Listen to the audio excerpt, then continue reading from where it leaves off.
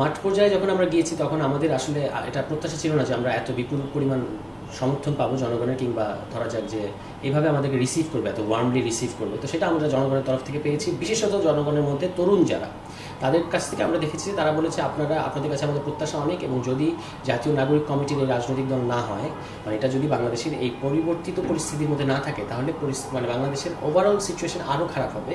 এবং এই কারণে আপনারা দ্রুত রাজনৈতিক দলগুলো করে আসেন, এবং এখন যে সমস্যাগুলো আছে মানুষ মনে করছে এখন কিছু সমস্যা আছে যেটা আপনাকে এখনই তাকে সমাধান দিতে হবে, যেমন আইন শৃঙ্খলা পরিস্থিতি একটা মেজর সমস্যা, দুর্নীতি একটা সমস্যা, দ্রব্যমূল্য একটা প্রবলেম।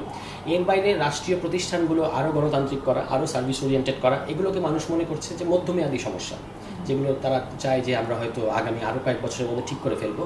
এবং তারপরে মানুষের আরও কিছু দীর্ঘমেয়াদী, যে এই জনগোষ্ঠীকে আমরা, এই রাজনৈতিক জনগোষ্ঠীকে আমরা বৈশ্বিক কোন পর্যায়ে দেখতে চাই, সেটার ব্যাপারে মানুষ মনে করে যে আমাদের যেভাবে শেখ হাসিনার আওয়ামী লীগ সরকার বাংলাদেশের পররাষ্ট্রনীতিকে ধ্বংস করে দিয়ে বাংলাদেশকে অলমোস্ট একটা করদ রাজ্যে পরিণত করেছিল ভারতের, সেখান থেকে আমরা বৈশ্বিক মর্যাদাটা অর্জন করবো, যেটা জুলাই অভ্যুত্থানের মধ্য দিয়ে হয়েছে আমরা সারা বিশ্বে আলোচিত ছিলাম।